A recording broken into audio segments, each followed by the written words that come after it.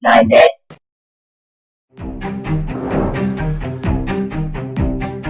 Today's experiment, number 206, 725. These tiny brains shall do nicely.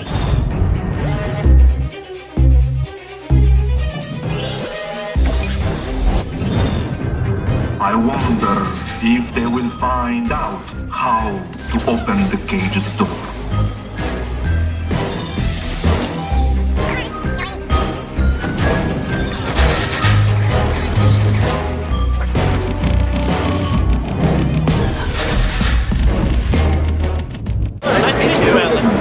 My name is Jordan Cameron.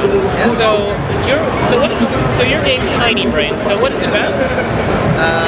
It's mostly about cooperation. So it's a story of 4 lab animals like a mouse, a hamster, a bat rat, which is kind of mutant. They all being experimented on and they ended up with superpowers. Like one of them can force push like a Jedi, one of them can force pull, one can teleport and exchange position with objects, and one can make like blocks appear out of thin air. So these guys are in this lab and they have to work together to solve various challenges. It's an action puzzler.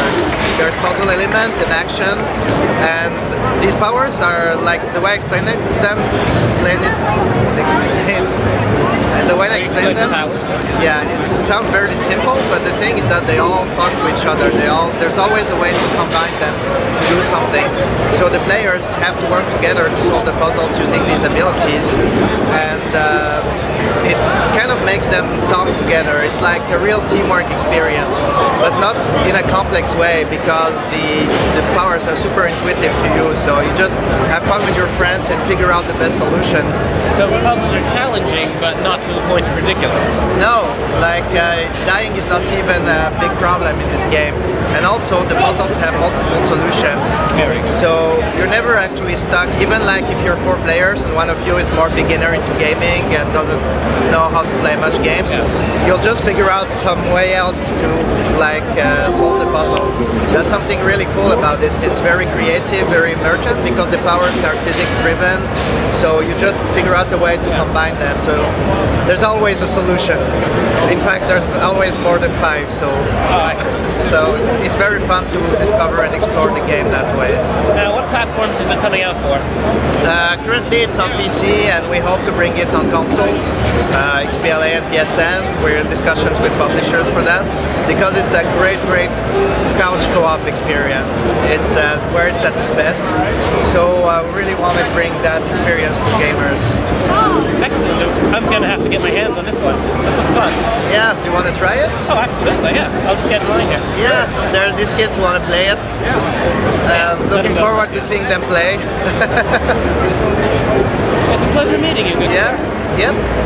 Here's you work for some media or? I have a little mini roll here. There's my card.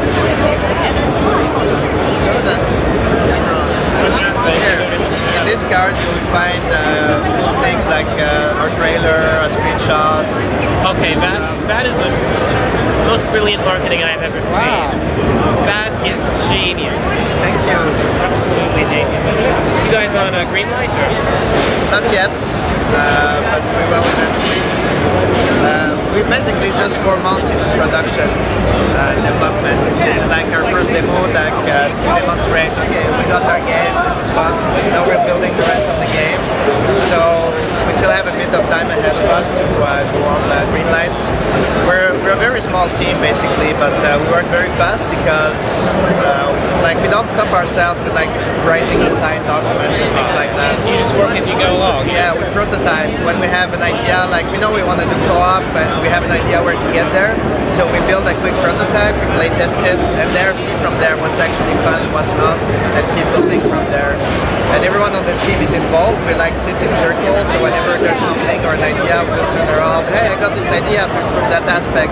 Okay, then the programmer says, okay, I'll prototype it, and then go from there. So yeah, it's very iterative and it allows us to go super fast. Previously we worked on like AAA games. I worked on the first 2 Assassin's Creeds. One of my colleagues was the design director of the Naval Battle on Assassin's Creed 3. We had people from EA AAA, Army of Two. So we work quite differently from there. We want to be more organic, more fluid in the way we do things. And so far it's been great.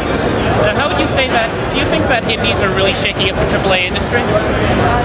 In a way I would say that because the AAA games, it's awesome to work on there and be like part of like something as huge as Assassin's Creed, be part of these big teams and that big event. But on the other hand, it's less flexible because there's a lot of people involved, there's a rigid structure going on.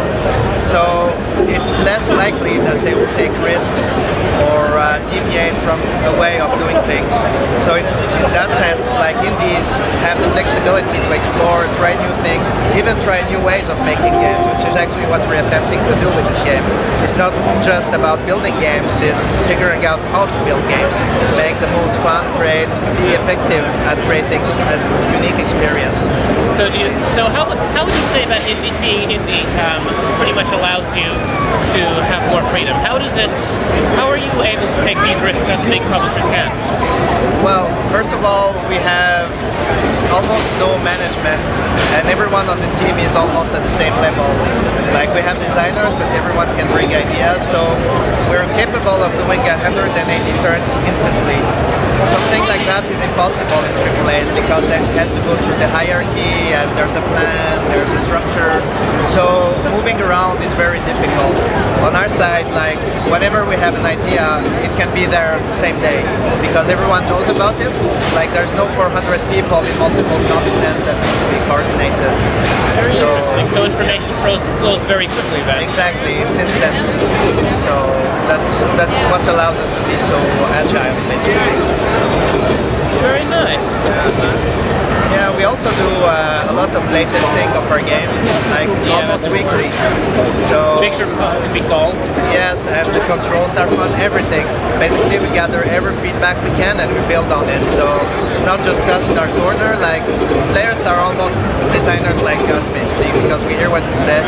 They say, we observe them. Oh, did you notice they have a problem at that one? Okay, let's try to solve that for the next playtest. And that kind of creates dynamic objectives for the team because you see what works, what doesn't work, and we can act on it instantly and see feedback immediately. Then the next week we do playtest.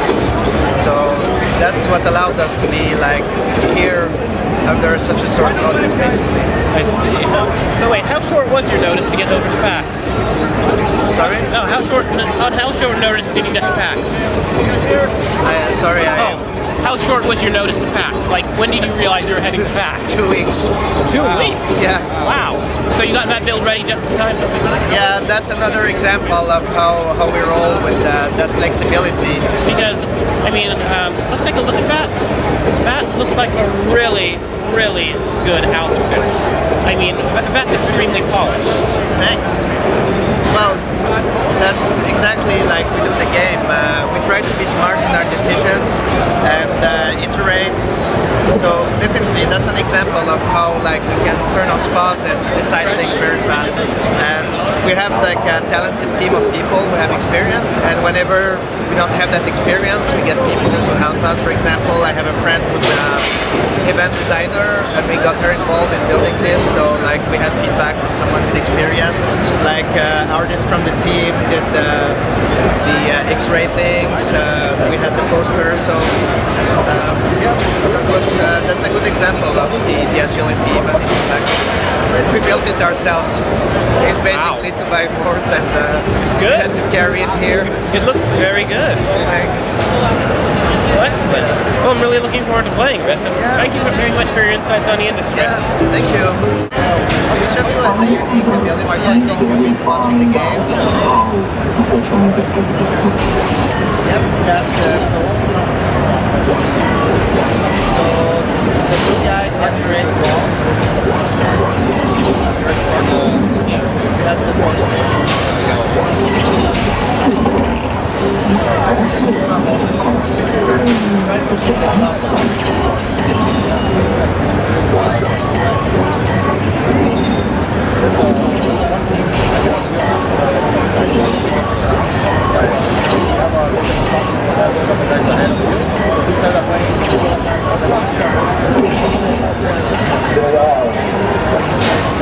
Some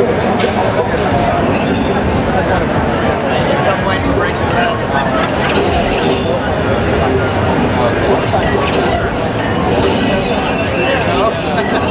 My bad.